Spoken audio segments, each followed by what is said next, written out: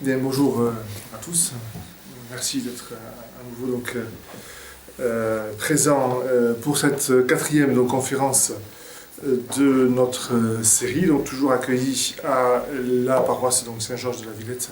Et je remercie bien le Père Centré à nouveau de bien vouloir m'accueillir pour cette série de conférences sur le bien commun et le service de la cité.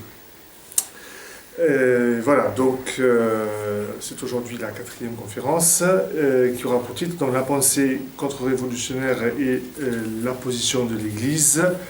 C'est un deuxième volet de l'ordre impossible ou les fausses réponses. Donc le premier volet, c'était la fois dernière, d'où nous avons examiné les tentatives de réponse, on va dire, internes à la pensée moderne, tentatives de réponse au problème que je vais rappeler, de l'impossibilité d'avoir un véritable ordre social et politique.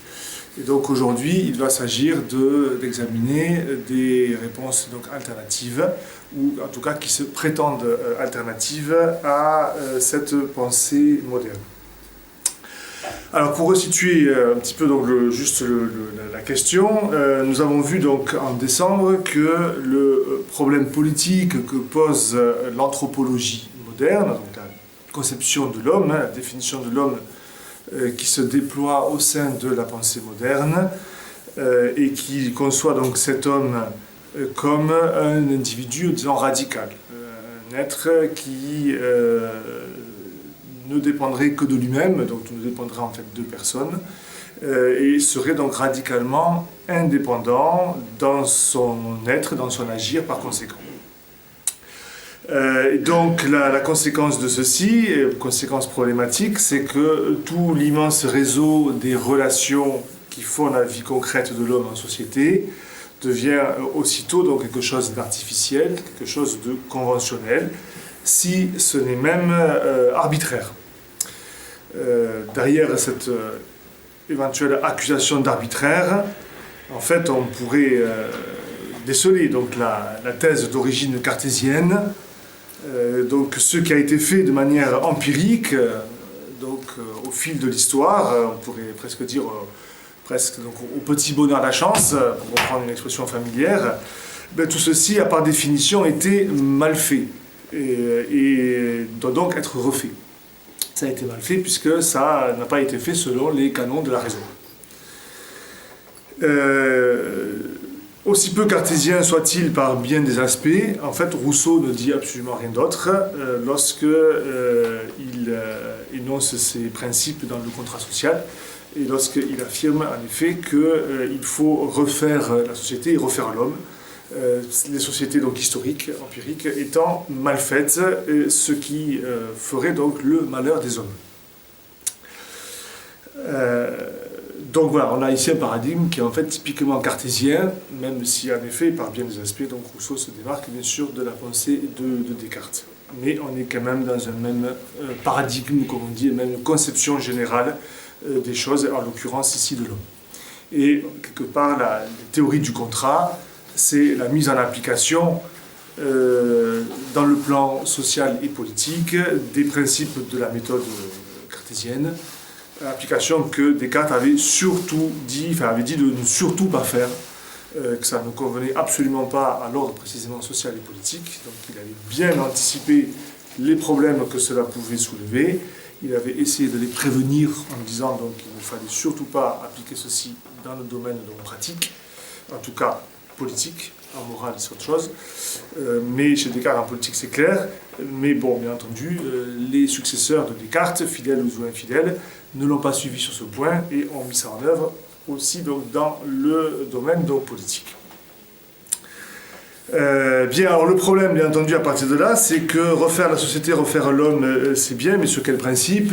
Inévitablement, on va être amené à des discussions sans fin, puisque les principes qui vont être ainsi décrétés, en quelque sorte a priori, par la raison, seront sujets à controverse, seront sujets à discussion. Et donc on est bien sûr engagé ici dans des discussions sans fin, les différentes théories du contrat. Il y a celle Hobbes, il y a celle de Locke qui critique Hobbes, il y a celle de Spinoza qui critique aussi ses prédécesseurs, il y a celle de Rousseau qui critique tous ceux qui l'ont précédé, et ainsi de suite. On en finit bien sûr pas. Puisque les principes de la raison ne sont pas forcément, enfin, tels que l'entendent ces personnes-là, ne sont pas forcément aussi évidents qu'ils le prétendent. Donc, mais en fait, donc là, on est bien sûr donc, engagé dans une sorte de course en marche en avant sans fin. Mais le problème donc, est même plus grave, plus important, car au-delà donc, de ces objections, le projet est en fait vain et inutile, car le seul accomplissement possible d'une vie humaine qui est par nature asociale, selon la conception moderne de l'homme, c'est en fait l'abolition de la société elle-même. Redisons-le encore une fois, donc je l'avais déjà donc énoncé, l'horizon politique de la modernité, c'est l'anarchie, car seule l'absence radicale de ce qui est vécu comme un ensemble de contraintes pourrait rendre justice, si l'on peut ainsi s'exprimer, à un individu qui se conçoit comme souverain absolu de sa propre existence. Mais ce désordre, si je puis ainsi jouer un peu sur les mots, donc en mettant désordre en deux mots, enfin, ce fait de défaire l'ordre, ou cette absence d'ordre, du coup, c'est bien entendu donc impossible, non seulement donc au vu de l'expérience humaine la plus évidente, la plus incontestable, nous vivons de fait tous en société, nous avons tous grandi en société, mais même sur un plan théorique, sur un plan interne à la théorie moderne, c'est impossible, puisque cela signifierait le retour à la violence, à la barbarie, dont la sortie est précisément conditionnée à la création de la société. Et donc la société devient bien sûr nécessaire. Donc la société est nécessaire et en même temps elle est à jamais impossible, enfin il lui est à jamais impossible de satisfaire l'individu. On est donc roué, comme on dit. Donc on est pris dans une contradiction qui est sans doute donc insurmontable et qui concrètement va signifier que dans le domaine donc, de l'action, de la mise en œuvre pratique de cette pensée, on va être donc renvoyé à un équilibre instable qui mime péniblement un ordre. Cet équilibre instable, nous avons vu donc la dernière fois qu'il prenait au XIXe siècle, quand il se met donc en place effectivement, donc en France en tout cas, lorsque se met en place donc, la vie politique moderne, avec le régime donc, parlementaire, cet équilibre donc, il prend la forme d'une dialectique entre autorité et liberté. Dialectique dont, par exemple, parmi bien d'autres, François Guizot, donc, que j'avais pris comme exemple, fait la loi de l'évolution des sociétés à travers l'histoire, on pourrait dire la loi de l'histoire humaine tout court. Guizot, donc, qui au passage assimile plus ou moins explicitement liberté politique et liberté individuelle, et qui assimile tout ceci au progrès.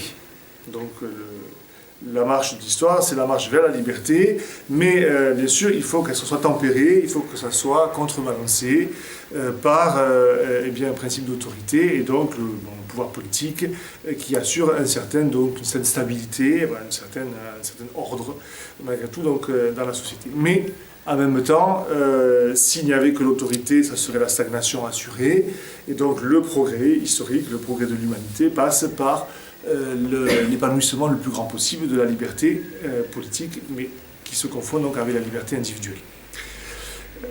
Voilà, donc on a cette dialectique ordre-progrès, autorité-liberté, qui serait donc absolument structurelle. Donc l'essentiel dans cette perspective reste que l'autorité demeure extrinsèque à ce qu'elle régit. Elle s'impose du dehors, d'où son caractère problématique. Et donc elle s'impose du dehors puisque naturellement, de manière donc immanente, il n'y a pas d'ordre possible puisque l'homme se conçoit comme un pur individu sans attache sociale naturelle. Donc dans la nature de l'homme, il n'y a pas d'ordre social. Donc cet ordre, s'il est imposé, il est nécessairement imposé de l'extérieur. Alors quelqu'un d'aussi avisé que le comte de Chambord l'écrivait de manière claire en 1862, « L'alliance de l'autorité et de l'ordre avec la liberté, tel est le problème dont la solution préoccupe constamment la France. » Ceci donc c'est tiré donc de la lettre sur la décentralisation écrite donc en 1862, donc par le comte de Chambord, donc celui qui donc était le successeur donc, des rois, le petit-fils de Charles X. Donc ce problème, que soulignait donc clairement ici le comte de Chambord, ce problème, on peut dire que la France ne l'a jusqu'à présent pas résolu. C'est que sans doute donc, ce problème est insoluble dans les termes donc, où il est posé, car il tient donc à la définition même de la liberté, à la définition même de l'homme, et à la confusion qui règne autour de cette notion donc, de liberté. La liberté moderne, ce n'est pas en effet une simple indépendance dans la décision, ce n'est pas simplement le fait d'être maître de ses actions, c'est de manière beaucoup plus fondamentale le fait d'avoir droit à tout, c'est-à-dire le fait de ne pas s'inscrire dans la perspective du bien et du mal, et donc du vrai et du faux, et par conséquent de refuser expressément de le faire. Telle est à la lettre dans la définition de la liberté naturelle par Hobbes, pour revenir à lui, donc, qui est sans doute le plus clair dans son propos, et qui définit, je crois, de la manière la plus impeccable cette anthropologie moderne.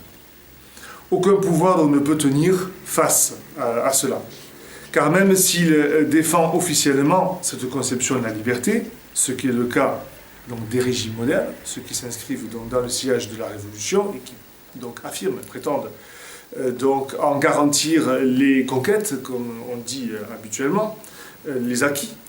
Même ces régimes-là, inévitablement, donc, ils devront faire bien sûr preuve d'autorité, ils devront bien sûr instaurer un certain ordre et ils devront donc imposer une certaine limitation, une certaine structure à cette liberté qui d'elle-même le refuse. Voilà, donc les choses donc deviennent forcément dangereuses pour ces pouvoirs lorsque, en fait, la fiction sur laquelle ils reposent sur l'idée donc qu'ils défendent la liberté, mais en fait leur raison d'être à ce pouvoir politique, c'est en fait de s'y opposer, d'empêcher qu'elle puisse donc développer toutes ses conséquences. Donc de lui opposer certaines donc, limites, certaines contraintes, comme on dira assez spontanément dans la perspective moderne. Donc en fait, ces pouvoirs qui sont censés défendre la liberté, je parle vraiment des pouvoirs qui s'inscrivent dans la défense donc, de la pensée moderne, enfin, qui sont une émanation de cette pensée moderne, ces pouvoirs-là eux-mêmes, eh bien, ils doivent bien sûr aller contre. Donc ils sont pris dans une contradiction qui est permanente en fait. Et lorsque donc la fiction devient découverte, lorsqu'elle s'étale au grand jour, eh bien ça devient bien sûr une passe dangereuse pour ces pouvoirs.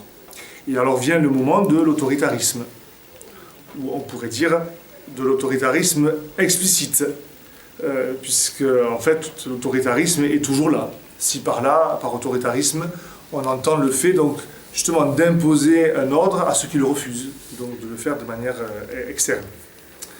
Donc l'autoritarisme est en fait constant, mais il y aura des moments donc, historiques, des moments où il devra se dévoiler comme tel. C'est-à-dire lorsque la réclamation de la liberté justement va jusqu'à mettre en question le pouvoir lui-même. Historiquement, on peut vérifier la chose, aucun pouvoir depuis Charles X jusqu'au président actuel, sans doute, quel que soit le régime, n'y a vraiment échappé. Et on pourrait faire un parallèle avec la crise actuelle que nous connaissons. La crise des Gilets jaunes, comme on appelle donc le mouvement qui se développe donc, depuis le mois de novembre.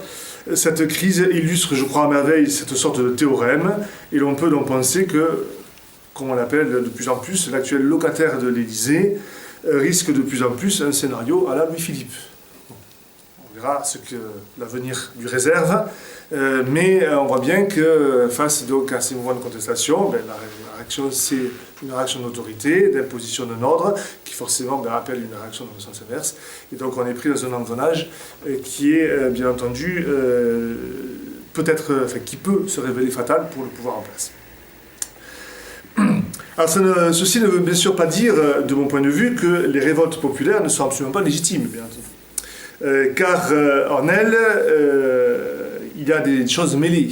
Il y a cet élément, sans doute, à la fois utopique, anarchique, qui fait la culture politique moderne, et qui est plus ou moins, bien sûr, conscient, plus ou moins connu de la part des acteurs, mais qui néanmoins travaille la société en profondeur. On a suffisamment parlé de l'individualisme moral, pratique, qui travaille dans nos sociétés depuis des décennies. Donc, bien entendu que ceci est présent, mais bien entendu qu'aussi, en même temps, se mêle à cet élément des considérations de justice qui peuvent être objectivement fondées sur le plan de justice économique, de justice sociale, ou même en réponse à un mépris du pouvoir qui est perçu, conçu, et sans doute à juste titre, comme injuste et comme quelque chose donc, qui est en soi inacceptable. Donc dans ces révoltes-là, bien entendu, il y a des éléments mêlés qui peuvent leur donner un caractère donc, légitime, au moins en partie. Mais il reste donc ces éléments de justice contenus dans les révoltes, quand ils y sont, et c'est souvent le cas, n'ont pu jamais, jusqu'à présent, donc, mettre fin à cette structure amorale, c'est-à-dire qui s'exclut, qui s'émancipe du rapport au bien et au mal.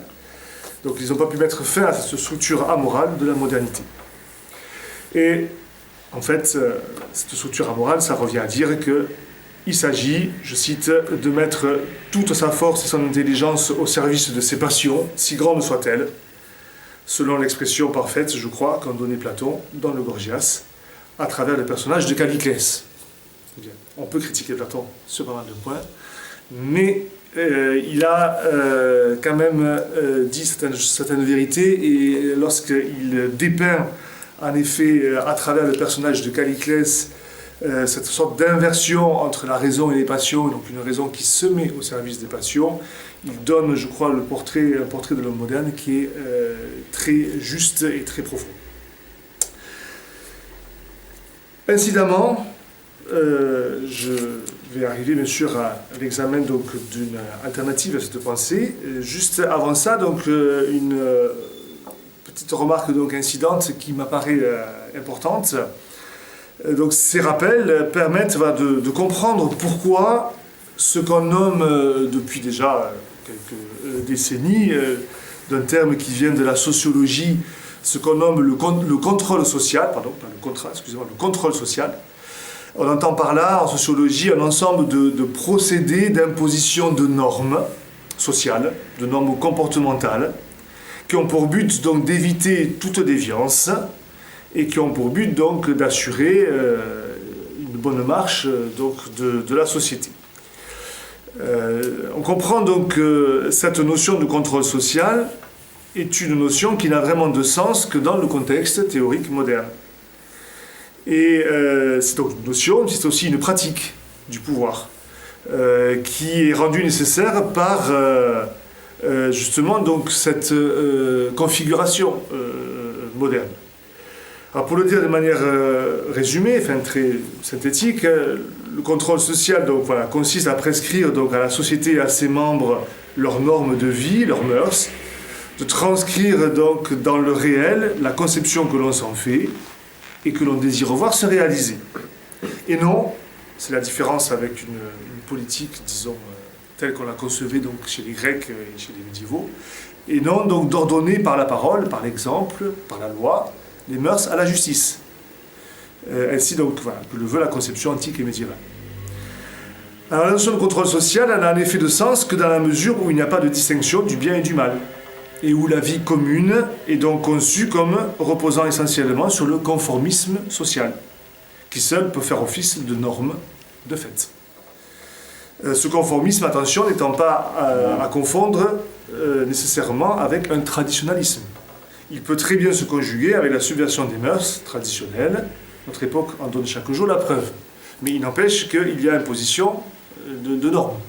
Et l'idée du contrôle social, c'est que par des instances directement politiques ou par des médiations sociales diverses et variées, eh bien, on arriverait à en quelque sorte domestiquer cet être sauvage que serait naturellement l'homme, en dehors de toute finalité de justice, en dehors de toute finalité du bien et du mal, puisque, par hypothèse, et on pourrait dire par principe dans le cadre de cette pensée, cela n'existe pas. Il n'y a pas de justice, il n'y a pas de bien et de mal, il n'y a que des opinions, et le tout pour le pouvoir étant d'arriver à faire qu'il y ait une certaine unité et qu'on parvienne à garder les gens tranquilles. Bon.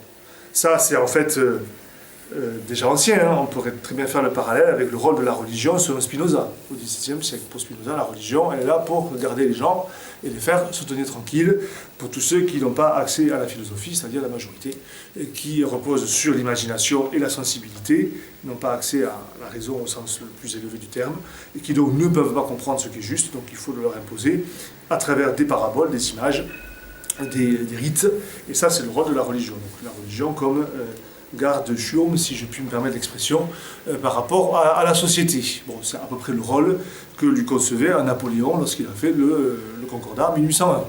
Bon, lorsque Napoléon a réintroduit des ordres religieux, c'est uniquement les ordres qui sont utiles à la société, les ordres qui vont faire d'éducation, absolument pas les ordres contemplatifs.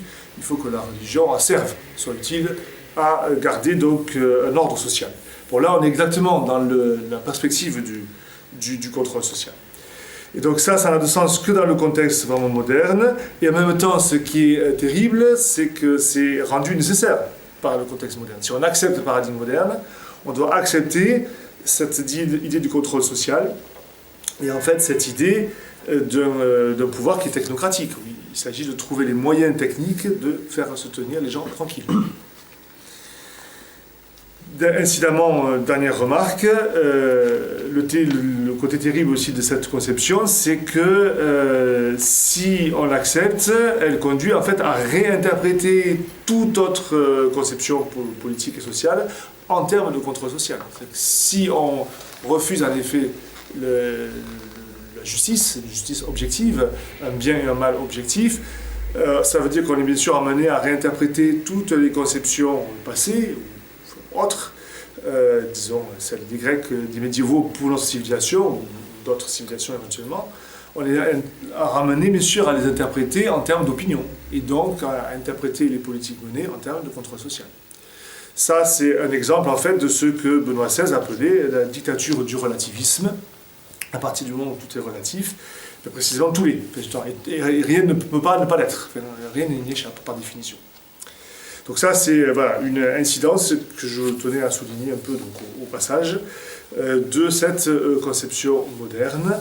Le gouvernement technocratique, comme on dit de plus en plus de nos jours, une expression qui est devenue assez courante, est inscrit dans les prémices du raisonnement. Bien, alors ceci donc étant rappelé, un petit peu redéveloppé, selon un aspect donc, que je n'avais pas forcément souligné les fois précédentes, y a-t-il donc la question qui se pose vraiment, donc y a-t-il une alternative vraiment donc possible?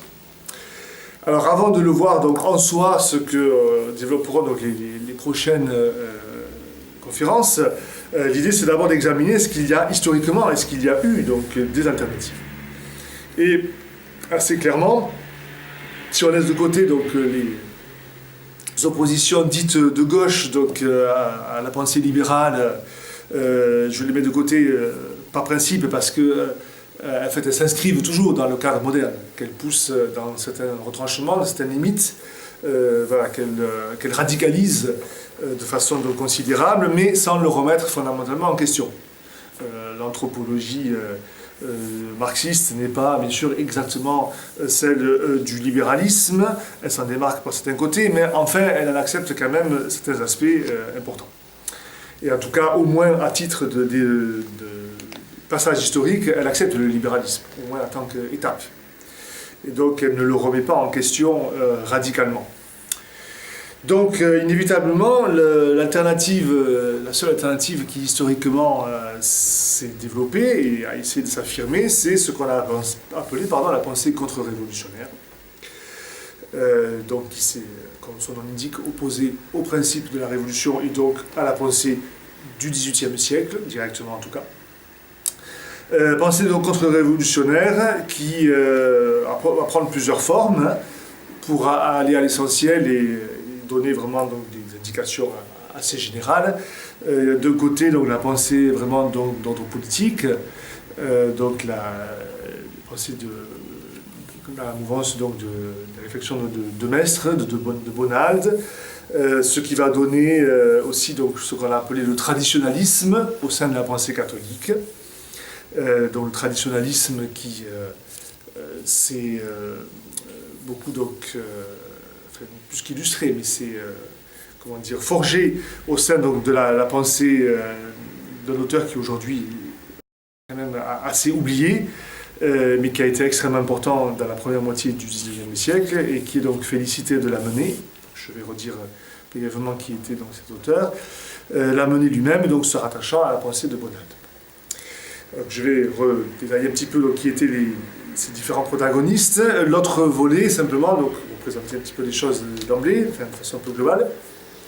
L'autre volet qu'on peut distinguer, même s'il y a bien entendu donc, des liens, des passerelles et des rapports, c'est la pensée donc, proprement ecclésiale, et par là je veux dire plutôt la pensée pontificale.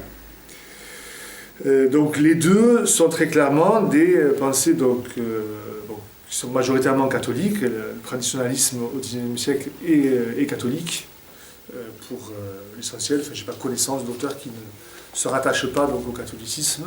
Peut-être qu'en cherchant bien, on pourra en trouver. Parmi les protestants, peut-être qu'on pourra en trouver. Voilà. Mais enfin, l'essentiel, ce sont quand même des auteurs catholiques. Bon, bien entendu, la pensée pontificale est par définition catholique. Jusqu'à nouvel ordre, c'est voilà, a priori le cas. Bien. Donc, voilà, c'est les deux courants majeurs qu'on peut donc quand même distinguer, qui vont s'efforcer donc de donner une alternative donc, à ce paradigme libéral, ce paradigme moderne. Alors toute la question, c'est de savoir si ils y réussissent vraiment. Et jusqu'à quel point donc ils s'émancipent de cette pensée moderne. Bon, et le titre de ma conférence, et puis ce que j'ai déjà pu dire les fois passées, laisse entendre qu'à mon sens, il n'y arrive que de manière fort imparfaite et partielle. Bien, alors, commençons donc par donc la pensée donc, de ces auteurs qui sont enfin, soit laïcs, soit religieux, puisque Lamennais était un prêtre, hein, mais donc qui se rattache donc, plutôt à ce qu'on appelait donc, le traditionnalisme. Alors rappelons que donc Joseph de Maistre, donc, il naît au milieu du XVIIIe siècle, donc il naît en 1753, il meurt en 1821, donc il commence à écrire sous la Révolution et à partir donc, du spectacle, si on peut ainsi dire, que donne la Révolution. Et donc, bon, connu Joseph de Maistre comme bien sûr l'un des chefs de file donc, de la pensée contre-révolutionnaire. Donc il était de Savoie, il s'exile dans un premier temps à Lausanne en Suisse, puis après donc en Russie, où il va donc connaître le tsar et donc développer toute une réflexion sur la Révolution, la signification de cet épisode donc, de l'histoire de France, et il le comprend bien sûr très vite de l'histoire universelle.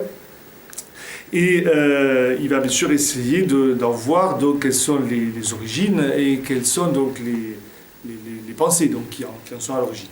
Bon, et le grand adversaire de Maistre, c'est bien entendu Rousseau. Bon, de Bonald est contemporain de Maistre, puisqu'il est un an après, en 1754. Il meurt un peu plus âgé, en 1840. Et donc il commence également, donc il est aussi un exilé sous la Révolution, et il commence également donc, à écrire donc, dans ces années-là et à développer donc, une pensée qui se veut donc opposée à ce qu'on appelle alors la philosophie. Et lorsqu'on ne précise pas à l'époque, la philosophie, c'est la philosophie dite des Lumières, disons, du XVIIIe siècle. Bien, de Lamennais, comme on dit peut-être plus souvent, donc il est un prêtre, hein, il devient prêtre, je ne sais plus noter en quelle année, mais donc sous Napoléon, à l'époque de Napoléon, et il va écrire donc un ouvrage qui donc, va beaucoup marquer toute la génération donc, de première décennie, de toutes les générations, des premières décennies donc, du XIXe siècle donc, dans les milieux catholiques. C'est donc l'ouvrage que je retrouve laissé sur l'indifférence en matière de religion. Je cherchais donc, le titre. Donc il va connaître, donc, il y a plusieurs volumes, c'est un ouvrage assez important, et qui va donc s'efforcer de combattre ce qui reste encore bien sûr très prégnant à l'époque, à savoir donc ce qu'on appelait l'irreligion, donc le rejet donc non seulement de la religion catholique, mais de toute religion, dans la mouvance de l'athéisme du XVIIIe siècle, donc à la suite donc, des pensées de la Métrie, de Helvétius et d'autres auteurs, bien sûr aussi de Condillac, qui est la grande référence pour ces auteurs-là, également aussi bien sûr Rousseau. Enfin, Rousseau n'est pas athée, ça c'est une position un peu particulière, mais bien entendu il est déiste, et donc c'est aussi combattu par ces auteurs-là. Bien, alors il ne saurait bien sûr pas s'agir de faire ici une étude exhaustive de tous ces auteurs, simplement donc de rappeler quelques points et de mettre en évidence quelques-unes de leurs conceptions, quelques-uns de leurs principes. La première chose à souligner, c'est bien entendu, de manière évidente, leur opposition à la révolution, bien sûr, mais au-delà donc à la philosophie du contrat en matière politique, donc à cette conception donc, qui veut que la société est une construction artificielle. Alors si on cite, j'avais laissé quelques feuilles à l'entrée voilà, sur quelques textes, donc quelques extraits de textes de ces auteurs. Hein. Si je prends un extrait donc, de Maistre, extrait donc, de ses études sur la souveraineté, ce n'est pas son texte principal, mais c'est un texte qui est important en matière de réflexion politique. Il le dit donc très clairement, je cite, « Si la souveraineté n'est pas antérieure au peuple, du moins donc ces deux idées sont collatérales, puisqu'il faut un souverain pour faire un peuple. Il est aussi impossible de se figurer une société humaine, un peuple sans souverain, qu'une ruche et un essaim sans reine. Car l'essaim, en vertu des lois éternelles de la nature, existe de cette manière ou n'existe pas. La société et la souveraineté naquirent donc ensemble. Il est impossible de séparer ces deux idées. Vous représentez-vous l'homme isolé, alors il ne s'agit ni de loi ni de gouvernement, puisqu'il n'est point tout à fait homme et qu'il n'y a point encore de société. Mettez-vous l'homme en contact avec ses semblables, dès ce moment vous supposez le souverain. Le premier homme fut roi de ses enfants. Chaque famille isolée fut gouvernée de la même manière, mais dès lors que les familles se touchèrent, il leur fallut un souverain, et ce souverain en fit un peuple en leur donnant des lois, puisqu'il n'a de société que par le souverain. » Bon, voilà, on pourrait poursuivre. Hein. Donc très clairement, pour De Maistre, il ne peut pas y avoir d'homme qui soit donc véritablement homme, sans société, et il ne peut donc pas y avoir de société sans pouvoir politique. Ce qu'il appelle le souverain, c'est le pouvoir politique. Donc, on a ici très clairement l'idée que l'homme ne peut pas exister de manière donc individuelle et que par conséquent donc, l'anthropologie moderne, les philosophes modernes, est nulle et non avenue.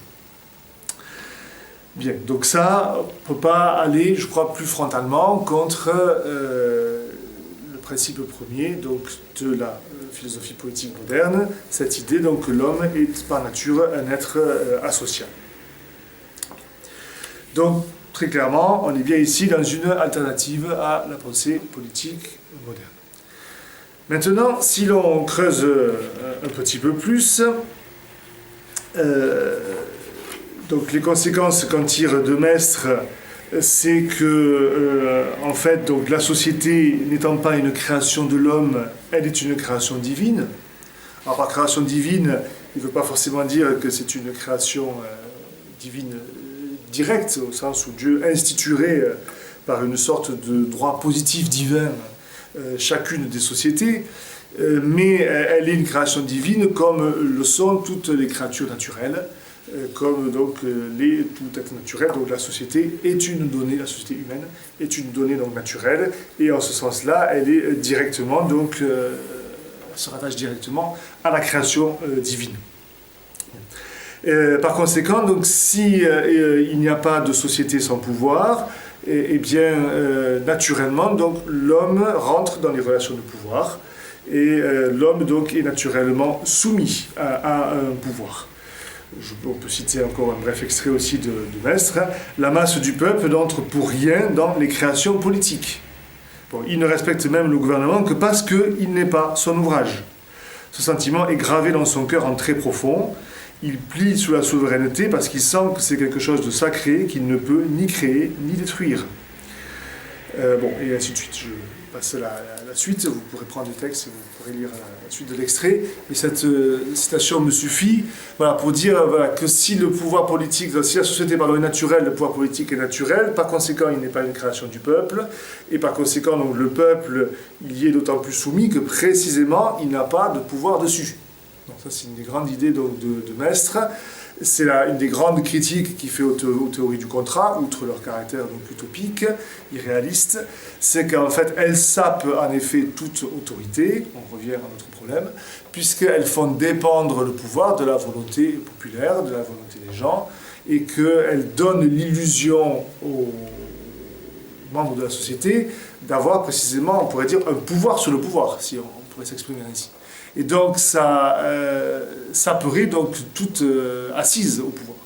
Donc, le pouvoir aura une réelle force, une réelle donc, autorité, que s'il apparaît, le texte nous disait, comme quelque chose de sacré, comme quelque chose sur lequel donc, on n'a pas en effet de prise, et que par conséquent, on ne peut pas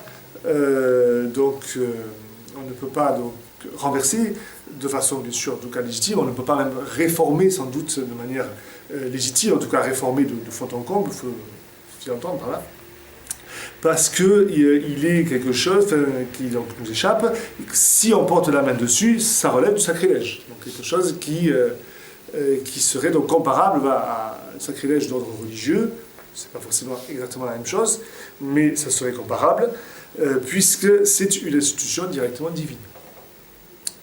Si donc, on renonce à ceci, on coupe toute l'assise du pouvoir, on en fait quelque chose de fragile, et donc on instaure l'instabilité chronique dans les sociétés, et on retrouve notre problème du rapport entre liberté et autorité, et d'une autorité qui serait faible. Bon, bien entendu, l'exemple donc, le plus radical, c'est la Révolution française, qui forcément donc, est interprétée par De Maistre comme sacrilège par nature, puisqu'elle a fait, elle, précisément ce qu'on ne peut pas faire, c'est-à-dire donc, attenter radicalement au pouvoir, et donner donc l'illusion qu'il est non seulement possible de le faire, mais légitime, voire que c'est de l'ordre d'un devoir. Bien, donc c'est le renversement, bien sûr, complet, d'où l'interprétation connue de Maistre de la Révolution comme une sorte de punition divine. Donc, c'est sacrilège, bon, c'est quelque chose de démoniaque. Si c'est démoniaque, c'est bien sûr donc contre Dieu, mais on sait qu'en théologie, donc, si le mal il n'est pas voulu par Dieu, mais il est au moins permis par lui, et donc la révolution en tant qu'elle est un mal radical pour De Maistre aurait été donc permise, à défaut d'être voulue, elle aurait été permise par Dieu pour punir le peuple français, notamment, et voire au-delà, en fait ça commence par la France, de son infidélité au vu de tout ce qui s'est développé au XVIIIe siècle et de l'irreligion, et ainsi de suite. Bon, donc là on est manifestement dans quelque chose qui est quand même radicalement contraire à la pensée politique moderne. Et pourtant, si l'on regarde un peu plus près, enfin si on va plutôt un peu plus loin dans la pensée de Maistre, on doit constater que De Maistre reste en partie sur un paradigme commun avec la pensée du XVIIIe siècle. Il reste avec un paradigme commun en ce qu'il va considérer la raison humaine comme purement critique, comme quelque chose donc, qui est destructeur. Là c'est pareil, j'ai mis un extrait dans les feuilles que j'ai laissées, qui est très bref, là je peux le lire en entier. C'est extrait du chapitre 8, toujours donc, des réflexions sur la souveraineté. Plus la raison humaine se confie en elle-même, plus elle cherche à tirer tous ses moyens d'elle-même, et plus elle est absurde, plus elle montre son impuissance. Voilà pourquoi le plus grand fléau de l'univers a toujours été, dans tous les siècles, ce qu'on appelle philosophie. attendu que la philosophie n'est que la raison humaine agissant toute seule, et que la raison humaine réduite à ses forces individuelles n'est qu'une brute dont toute la puissance se réduit à détruire. Bon, on peut difficilement être plus clair, c'est le grand mérite de Maistre, d'être toujours donc, très clair dans son propos. La raison, elle est en elle-même purement destructrice. Donc, de Maistre, en fait, ne parvient pas à dépasser une certaine conception de la raison qui s'est développée au XVIIIe siècle, qui en fait donc une raison purement analytique, purement donc destructrice, ou on dirait en termes du XXe siècle, une raison déconstructrice, voilà, qui va assimilant toute dimension sociale, toute dimension culturelle à une simple construction des hommes, puisque selon la pensée du XVIIIe siècle, la société est artificielle, donc c'est une pure construction artificielle, eh bien c'est quelque chose que l'on peut détruire, voilà, qu'on peut déconstruire, comme un jeu de Lego ou un jeu de construction qu'on pourrait faire et défaire. Bien, donc ça, c'est la pensée du XVIIIe siècle est un petit peu plus subtile, bien entendu, il y a quand même des auteurs qui vont quand même... c'est un peu plus recherché que ça, mais il y a cette dimension incontestablement. Et donc de Maistre, tout en refusant la conception donc, de la société du XVIIIe siècle, reste par contre sur une conception de la raison qui est la même. Simplement, donc, il va la retourner contre... il va plutôt retourner ses positions contre elle. C'est-à-dire, puisque la raison est purement destructrice, eh bien, il ne faut pas se confier à la raison, il faut la combattre. Et donc, bien entendu, combattre par quoi? Par la foi. Donc, ce qui va se substituer à la raison, c'est bien entendu la croyance. De foi, au sens propre du terme, c'est-à-dire donc d'origine surnaturelle, ou éventuellement dans la croyance naturelle, mais qui donc reposera sur une certaine irrationnel. Donc de ce point de vue-là, on reste, force est de constater, sur une raison moderne, si je puis ainsi dire. En fait, de Maistre, il est très pascalien dans son état d'esprit, je crois, dans son propos. Du reste, les références à Pascal ne sont pas rares, je crois, chez lui. Pascal, donc, qui n'est pas sceptique, mais qui donne quand même de très grandes limites à la raison. Rappelons la parole de Pascal, tout ce qui passe la géométrie nous dépasse. Tout ce qui n'est pas de l'ordre du mathématique, de l'ordre de l'étude de la grandeur et de la quantité, eh bien, nous dépasse. Bon, chez Pascal, parce que le monde donc, est frappé au sceau de l'infini, c'est le fameux thème des deux infinis chez Pascal, l'infiniment grand, l'infiniment petit, et que la raison humaine, elle est finie, donc elle n'est pas à la mesure de l'infini, donc elle n'est pas à la mesure de l'ordre des choses. Et par conséquent, la vérité absolue, la vérité des choses, échappe toujours à l'homme. D'où le fait qu'à ne considérer la condition humaine que du point de vue naturel et donc rationnel, pour Pascal, cette condition est absurde. Et donc, d'où le fait qu'il faut compenser ceci par l'appel à la foi. C'est tout le propos donc, des pensées de Pascal, ce qui était prévu comme, pour être donc une apologie de la religion chrétienne. C'est tout le propos du pari de Pascal. Il faut parier sur Dieu, il faut parier sur la foi, parce que si on en reste à la seule raison, donc cette condition est en fait absurde. Parce que l'homme ne peut pas connaître la vérité des choses. Et donc il juge d'après certaines apparences, il peut guère aller au-delà, et selon ces apparences-là, naturelles, nous sommes perdus dans un univers qui nous ignore. C'est la fameuse phrase, le silence éternel de ces espaces infinis m'effraie, parce que nous sommes logés sur une petite boule dans un coin de l'univers. Pourquoi ici et pas ailleurs? Qu'est-ce que nous y faisons? Il n'y a aucune réponse possible sur un plan rationnel. La seule réponse, elle est religieuse. Si on se coupe de la religion, on se coupe ce qu'on appellerait aujourd'hui le sens de l'existence, et donc on tombe dans un scepticisme qui est mortifère. Bon, alors de Maistre n'a pas forcément donc, développé ce type de considérations qui sont plus donc, directement religieuses ou métaphysiques, on pourrait dire, mais c'est plus précisément religieux chez Pascal. Mais je crois qu'il se rattache quand même vraiment à cette veine donc, de la pensée moderne. Et on est bien chez Pascal quand même dans une pensée moderne, c'est-à-dire dans une raison qui est cartésienne encore. On est dans la raison cartésienne. Et je crois que de Maistre y est toujours, même s'il le retourne contre la raison. Alors on retrouverait ceci également dans deux autres auteurs que j'ai évoqués donc, tout à l'heure. Je vais terminer sur eux pour aujourd'hui. Nous viendrons donc à la question de la pensée pontificale la fois prochaine. Donc si on prend donc les conceptions de Bonald, de Luc Bonald, on retrouverait des considérations alors, qui sont un peu différentes, forcément. Chaque auteur a son originalité, mais qui se recouperaient en partie. Disons que la grande idée de Bonald, c'est que la raison humaine ne peut se développer et l'homme ne peut connaître la vérité qu'à partir et en fonction du langage. C'est-à-dire qu'il y aurait en l'homme une forme de raison donc innée, concession qu'il fait à Descartes, très clairement, Bonald. Mais il n'y a pas en l'homme donc des vérités innées. Il y a simplement la capacité donc rationnelle qui doit être, on va dire, mise en œuvre, qui doit être donc déclenchée, on pourrait dire, et qui ne peut l'être que par le biais du langage. Donc c'est le langage qui va rendre donc la raison, qui va l'activer quelque sorte. Voilà, c'est un petit peu le terme. Je peux citer brièvement, j'ai mis un seul extrait de Bonald. La pensée se manifeste à l'homme ou se révèle avec l'expression et par l'expression. Il faut comprendre ici l'expression linguistique. Comme le soleil se montre à nous par la lumière et avec la lumière.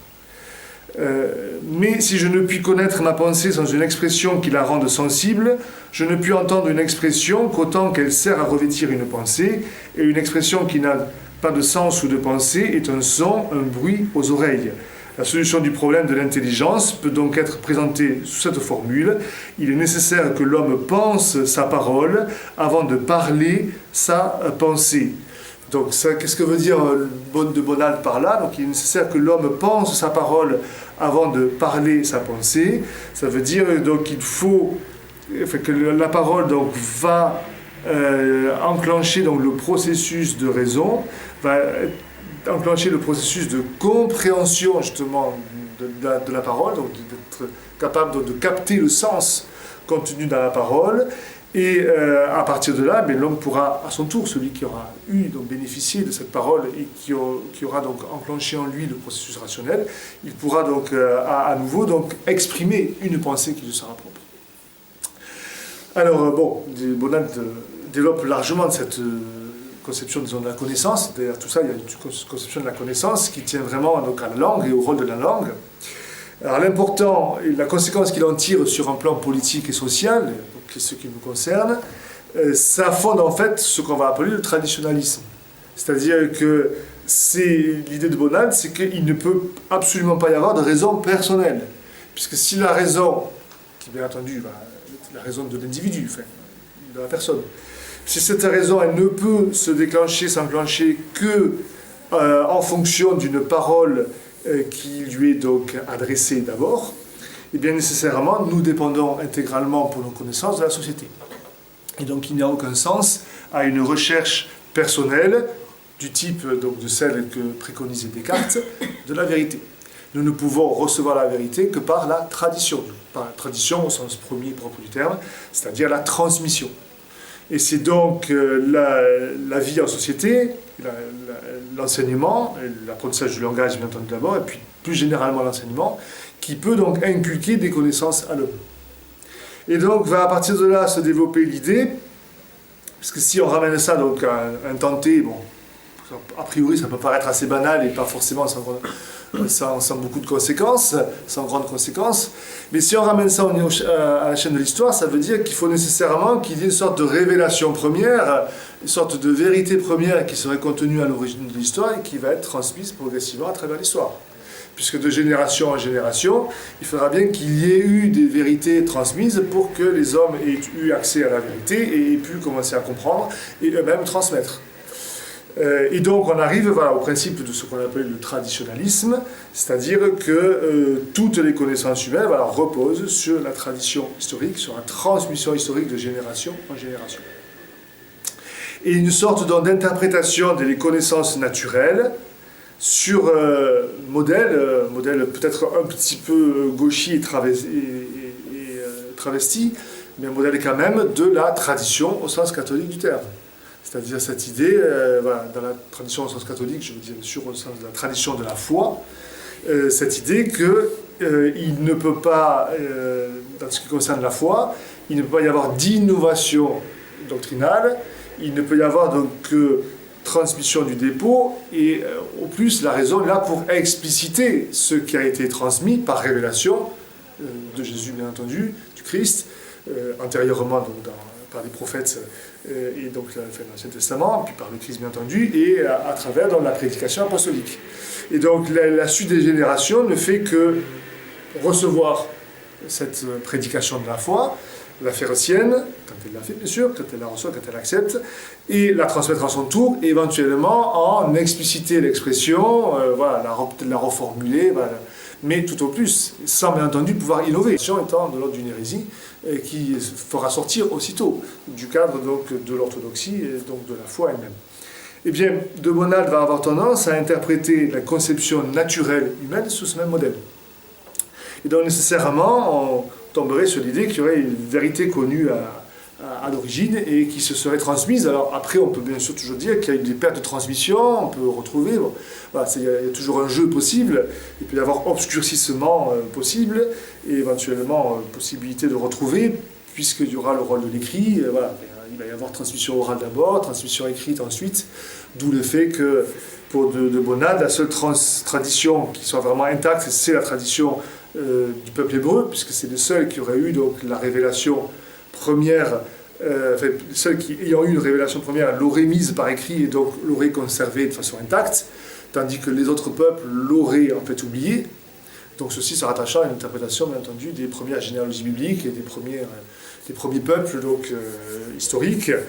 Bon, faut-il préciser, à une époque où on est en quelques décennies avant la critique historique de la Bible, donc on est encore sur une lecture très littérale, très historique des récits bibliques, y compris les premiers récits de la Genèse. Donc ça, bien sûr, un contexte. Voilà, alors ceci a comme conséquence, pour ce qui nous concerne, laquelle ? Eh bien, le principe de traditionnalisme appliqué donc dans le domaine politique va inévitablement se traduire par un principe, disons, d'autorité, puisque, eh bien, là encore, toute innovation donc, serait a priori donc, suspecte, condamnable, sauf à prouver qu'elle n'est le fait que de restaurer quelque chose qui aurait été déjà et qui aurait existé avant. Mais l'attitude, disons, normale, c'est bien entendu de s'inscrire dans la tradition et donc de se soumettre donc, à l'autorité en place. Et là, bien sûr, de Bonald peut se revendiquer de Saint Paul très facilement. Hein, il faut se soumettre au pouvoir en place. Donc, il y a une certaine, bien sûr, j'allais dire tradition, oui, une certaine partie de la pensée catholique qui, bien entendu, enfin, toujours dit ça, Saint Paul le dit, la pensée catholique n'a jamais dit le contraire, simplement, voilà, c'est aussi à interpréter. Il y a aussi la parole de Saint Pierre qui dit qu'il faut privilégier donc Dieu aux hommes quand il y a conflit entre les deux, donc forcément ça peut équilibrer la pensée de Saint Paul lorsqu'il nous dit qu'il faut se soumettre au pouvoir en place. Voilà, de Bonald aura plutôt tendance à insister sur la parole de Saint Paul sans doute, avec cette idée de soumission donc, de principe donc, à l'autorité. Et alors, concernant donc, voilà, si on va jusqu'au bout, concernant donc notre problème, c'est une réponse, bien entendu, celle de Demestre comme celle de Bonald, à la pensée moderne, donc, et à ce principe donc, d'anarchie, on pourrait dire, contenu dans la pensée moderne. Mais c'est une réponse qui, bien entendu, est insatisfaisante. Bon, j'ai montré que Demestre donc, se rattachait assez clairement à Pascal. Bon, de Bonald le fait peut-être de manière un peu moins explicite, mais ça reste quand même de l'ordre, comment dire, d'une pensée qui privilégie le fait sur le droit. Bon, ce qui va de fait s'imposer, c'est la tradition de fait. Alors tout le problème pour un de Bonald, c'est de montrer que ça correspondrait à des vérités d'origine, que ça se rattache vraiment à l'origine, et qu'il n'y a pas eu de perversion à travers le temps. Bien entendu, il peut y en avoir, donc, mais il faut s'en rattacher, on pourrait dire, à une bonne tradition.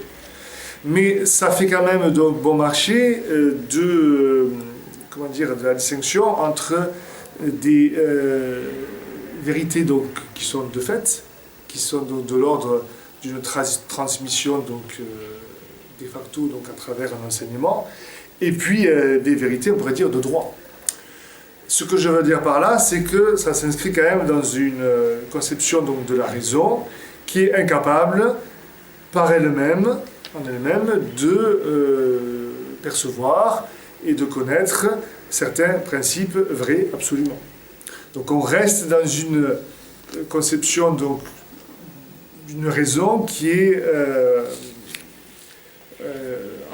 pas sceptique en tant que telle, mais qui est en fait très largement passive et qui est très largement donc limitée en fait dans sa connaissance.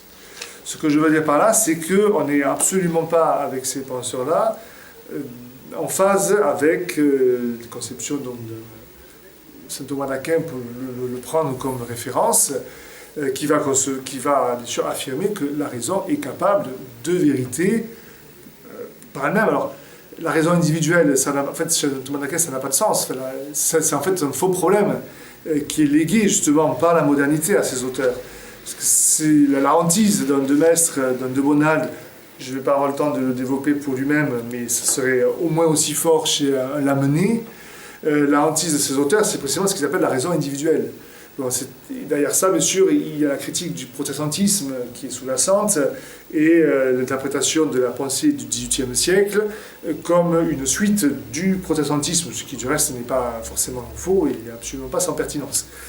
Mais ce qu'ils n'arrivent pas à concevoir, c'est que pour eux, la raison, c'est nécessairement la raison moderne et la raison individuelle. Ils ne parviennent pas à s'affranchir de cette conception-là et à retrouver une conception de la raison qui serait, disons ça ainsi, pour donner des points de repère, une conception plus grecque de la philosophie. De la raison et de la philosophie, bien sûr, de la raison. On peut dire ça encore autrement, il reste sur une raison qui est largement nominaliste. Alors, chez De Bonald, c'est clair, c'est quand même le nom qui va primer sur les concepts, parce que les concepts ne peuvent s'éveiller que par le nom. Donc il y a clairement une forme de nominalisme. Bon, ce qu'on entend par nominalisme, c'est le fait que nos concepts ne correspondent pas, si vous voulez, sont des pensées universelles, mais qui ne correspondent pas à une structure des choses elles-mêmes. Ce sont une sorte de construction de la pensée humaine. Pour ça, ce sont des théories qui remontent donc au Moyen-Âge, et qui sont très largement prégnantes dans la pensée moderne. Et donc, ces penseurs-là, je crois, ne s'affranchissent pas de ceci. Pour le dire en un mot, en une formule, ils sont incapables de retrouver ce qui est la réelle alternative à la pensée politique moderne, de retrouver donc l'axiome aristotélicien de l'homme comme animal politique. Ce qui est vraiment la contradictoire avec le principe moderne, je l'avais dit donc la fois dernière, qui veut que l'homme serait donc naturellement un être asocial et par conséquent apolitique. Voilà, donc ça c'est l'insuffisance, je crois, de ces penseurs-là.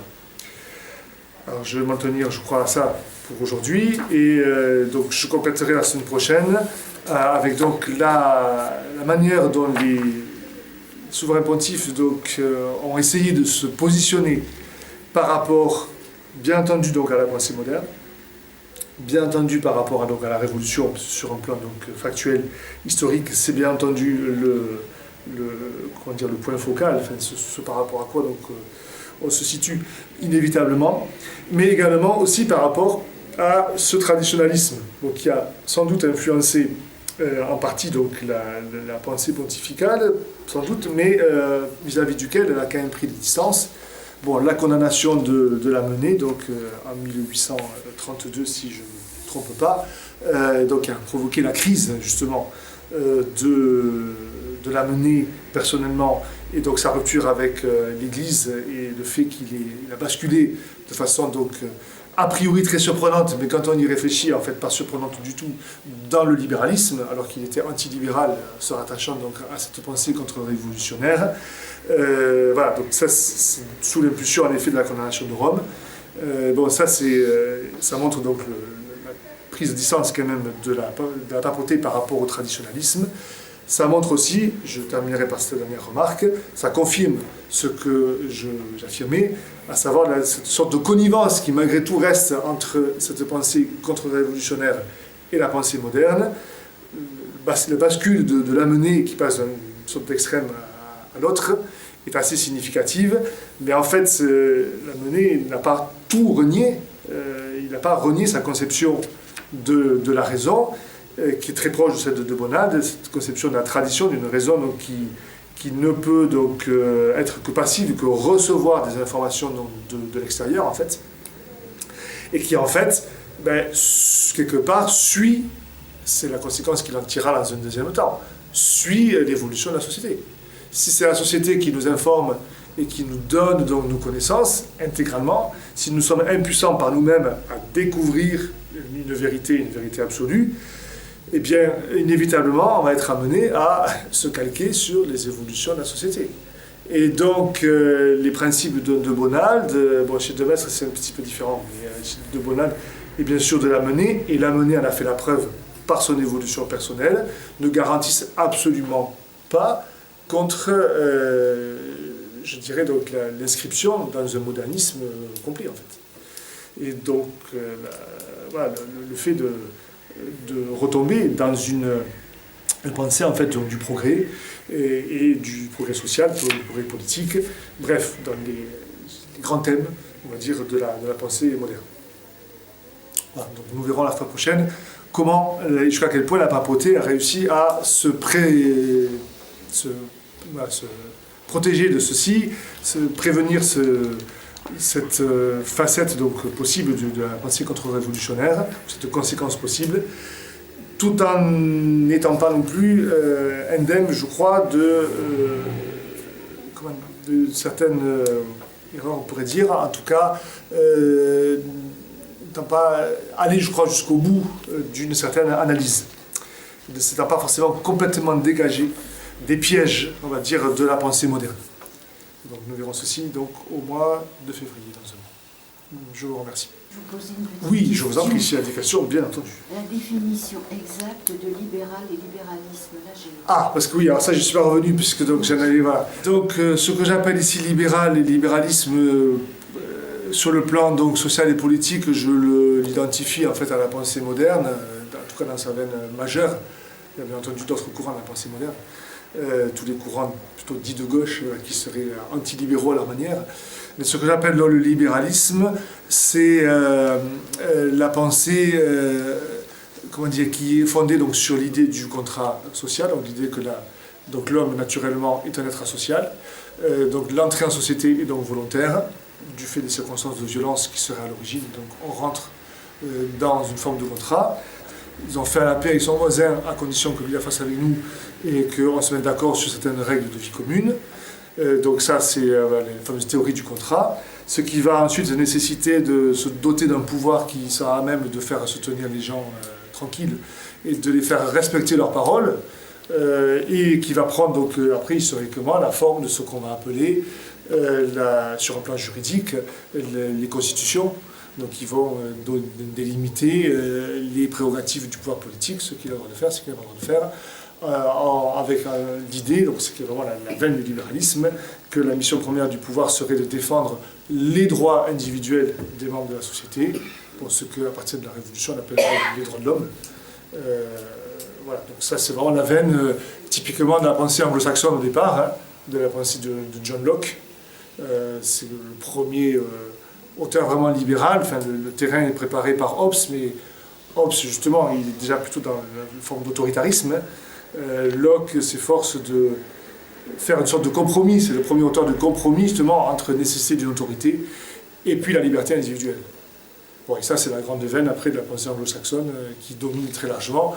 Locke ayant été le maître à penser principal, pas unique, mais vraiment principal, de toute la génération des Lumières, en France d'abord, et surtout aussi un petit peu en Allemagne, mais quand même surtout en France. Mais bon, la pensée des Lumières, c'est d'abord et avant tout la pensée française, puis il y a bien entendu la continuation de la pensée anglo-saxonne, avec l'école de Hume, enfin l'école écossaise, qui donne après la pensée vraiment libérale en économie, avec Adam Smith, et voilà, tout ce courant-là. Parce qu'on parle souvent de néolibéralisme, non? Alors, ce qu'on appelle le néolibéralisme aujourd'hui, c'est historiquement, on peut dire un néolibéralisme au sens où le libéralisme premier avait été quand même largement amendé à partir déjà du 19e siècle et au 20e siècle par ce qu'on appelait les lois sociales. Après, donc, un peu l'État-providence. Et donc, le retour, ce qu'on appelle le néolibéralisme, ce serait plutôt le retour à une certaine orthodoxie libérale première, on pourrait dire une sorte de libéralisme un peu pur et dur, qui donne justement une mission très restreinte en fait au pouvoir, et notamment pour tout ce qui est en effet d'ordre vraiment social et économique, qui lui donne une mission qui serait vraiment de gardien de l'ordre, de maintien de l'ordre et de garant des libertés sociales et économiques. Voilà, ça avait quand même été du fait des évolutions historiques, hein, du fait de la situation terrible de la condition ouvrière au XIXe siècle, qui a conduit forcément à mitiger ce libéralisme par des lois sociales. Enfin, ça, surtout en France, bon, en Angleterre, ça a des évolutions qui sont propres, mais en France, c'est toutes les conséquences très rapides, mais enfin, pas forcément immédiates non plus, parce que ça va se développer beaucoup avec le développement de l'industrie, des fameuses lois Le Chapelier sous la Révolution, qui détruit donc tout le système des corporations et qui en fait détruit toute garantie pour les travailleurs. Et donc après, bon, ça, les conditions de quasi-esclavage des ouvriers dans les premières décennies du XIXe siècle, et qui sera après justement combattus aussi par les lois sociales, qui sont en général, c'est pas du tout un hasard, d'origine catholique, les premières. Hein. C'est beaucoup la pensée sociale catholique qui va faire adopter ces lois, en général sans le soutien et avec l'opposition de la pensée de gauche, et notamment la pensée la plus radicale, parce que ça pouvait, bien sûr, dans leur idée, rendre la société, disons, appelons-la capitaliste, vivable, et donc mettre à mal leur dogme, justement, d'une confrontation de classe radicale. En tout cas, dans le marxisme. Après, ça dépend des pensées socialistes. Mais en général, les lois sociales qui ont beaucoup été votées déjà à partir de la Seconde République, peut-être déjà les premières sous la monarchie, je ne sais plus, les toutes premières, j'ai plus ça en tête. Après, beaucoup ont été votées sous le Second Empire, hein, et parfois, en général, donc, sans le soutien de la gauche. À première vue, paradoxalement, bien sûr. Est-ce que vous pouvez redonner un peu, parce que vous parlez de la raison cartésienne, oui. Comment elle se positionne par rapport à une vision plus... oui. Enfin, je ne sais pas si on peut l'appeler thomiste, soit aristotélicienne. Classique. Alors, classique, comment ça, classique, ça, il faut voir de quel classicisme nous parlons, parce que Descartes est une forme de classicisme. Donc la pensée cartésienne, c'est comment le dire rapidement, enfin de façon synthétique, c'est une pensée donc, qui est fortement marquée par la pensée mathématique. Donc la méthode de Descartes, elle est donc inspirée des méthodes utilisées par les géomètres, donc les mathématiciens, et elle consiste à, comment dire, partir de ce qu'il appelle lui-même une pensée donc claire et distincte, et à partir de là donc de pouvoir déduire des conséquences comme voilà, les mathématiciens partiront de certains axiomes et certaines définitions de certains axiomes, et après on tirera des conséquences et on va progresser et construire le savoir progressivement de manière synthétique pour le coup. Bon, et ça, pour Descartes, c'est absolument universel, ça se confond avec le fonctionnement même de la raison, d'où le fait que la méthode est universelle, qu'il y a une méthode unique, la même pour toutes les sciences. Et que tout ce qui ne correspond pas à cette méthode n'est pas de la science, précisément. Par exemple, l'histoire, qui, elle, bien sûr, ne peut pas être déduite a priori, c'est pas possible. Et donc, du coup, l'histoire n'est pas de la science. Et donc là, on est vraiment dans la conception moderne de la science, qui veut, de manière un peu précise, que plus il y a de mathématiques, plus c'est scientifique, d'une part, Et même, bon, quand il n'y a pas de mathématiques, plus c'est en effet, ça rattache à cette méthode-là, plus... Sciences molles, par exemple. Voilà. Alors après, bon, ça va connaître des évolutions, bien sûr, parce qu'il y a la pensée allemande qui a aussi passé par là, distinguer les sciences de la nature et les sciences de l'esprit. Bon, donc ça, il y a différents courants. Mais voilà, donc c'est une pensée inspirée de ces mathématiques. Alors, la grande différence avec la pensée antique, et typiquement avec la pensée aristotélicienne, c'est que c'est une pensée qui est radicalement univoque. Alors univoque, bon, je suis obligé d'un peu d'un terme technique, mais univoque, ça veut dire qu'il y a une réalité ou une chose, une idée. Et une idée, un concept, un sens. Tout comme en mathématiques, voilà, je vais avoir des concepts qui sont univoques et des symboles qui sont univoques. La pensée aristotélicienne, elle est fondée fondamentalement sur le principe d'analogie. Bon, selon le principe que donne Aristote, il le dit bien sûr pour l'être, donc au niveau de la métaphysique, et forcément par votre conséquence, ça sera vrai un peu de l'ensemble, que l'être se dit de plusieurs manières. Donc il y a, quand on dit c'est, cela est, ça peut vouloir dire plusieurs choses. Bien entendu, ces plusieurs choses, ces plusieurs manières d'être, elles ne sont pas sans relation les unes avec les autres. Donc ça, c'est toute la pensée de l'analogie qui doit rattacher ça à une forme d'unité, bien sûr, mais c'est une unité d'analogie. Et donc, pour Aristote, la politique est une science. Ah, pour Aristote, la politique est une science, oui. Voilà, mais par contre, Aristote va préciser que dans les sciences morales et politiques, on ne peut pas exiger le même degré de certitude, il le dit explicitement, que dans les sciences, bien sûr, mathématiques, même la physique.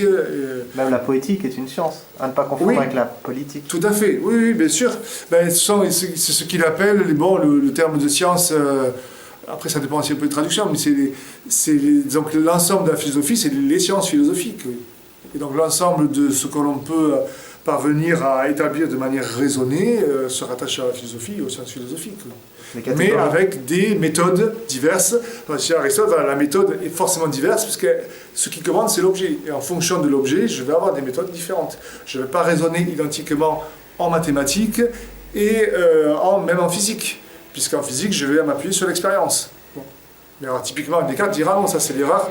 Pour Descartes, c'est l'erreur première. Aristote, il n'a rien compris, parce que justement, il s'appuie sur l'expérience. Or, l'expérience est trompeuse, donc il faut s'appuyer uniquement sur la raison. Et donc, il faut se doter, y compris en physique, par la raison d'un principe qui soit clair et simple. En physique, c'est le premier principe de la physique chez Descartes, c'est la constance de la quantité de mouvement de l'univers. Qu'il appuie sur sa théologie rationnelle. Dieu est constant, il agit de manière constante, donc il a créé l'univers avec une certaine quantité de mouvement, et donc la quantité de mouvement se conserve. Et alors ça, c'est génial quelque part, parce que c'est la première formulation du principe qui reste le principe premier de la physique aujourd'hui, sauf que ça a été un petit peu complexifié, on n'est pas sur la quantité de mouvement, on est sur l'énergie. Bon, c'est une quantité abstraite, complètement abstraite, encore plus que la quantité de mouvement. Plus général, plus amplement, mais le premier principe de la physique, c'est conservation de la quantité d'énergie dans l'univers. Voilà. Et ça, c'est exactement cartésien. Et donc là, on se dote par la raison, parce que bien entendu, l'expérience ne pourra jamais nous dire que la quantité de mouvement se conserve. Au contraire, nous faisons l'expérience, elle ne se conserve pas, parce que nous avons des expériences partielles. Et comme ça se transmet universellement, pour des cas, ça se conserve. Donc ça, on le découvre par raisonnement clair et distinct, a priori, donc par mode de raison. Et à partir de là, on peut déduire les lois du mouvement et commencer à faire de la physique. En métaphysique, c'est le cogito. Je critique, je passe au doute tous les types de connaissances, jusqu'à arriver à une première vérité claire et distincte, c'est indubitable, c'est le je pense donc je suis. Donc ça c'est clair et distinct, impossible à récuser, donc c'est la première vérité, et à partir de là, je vais en découvrir d'autres. Tout comme à partir des premières actions mathématiques, je vais pouvoir commencer à démontrer autre chose. C'est exactement le même type de raisonnement. Et donc là, on est vraiment sur une conception de la pensée, de la raison qui est quand même très différente de la pensée aristotélicienne ou surtout thomiste, et ancienne de façon générale. Même Platon, qui bien sûr a une forme d'univocité, il ne va pas bien sûr jusque-là. C'est Platon, il a bien vu le problème de l'analogie, justement. Il essaie de résoudre ça, sa théorie de la participation, dont il est le premier à dire que ça ne marche pas trop, mais bon, il n'en trouve pas d'autres. C'est vrai qu'il a quand même une tendance, parce qu'il est quand même très mathématicien aussi, Platon, il a quand même une tendance à une pensée aussi univoque, mais il ne va pas jusqu'à une univocité radical. Enfin, en tout cas, il a mix, c'est tout le problème de la métaphysique platonicienne, il a mix avec la question de la participation.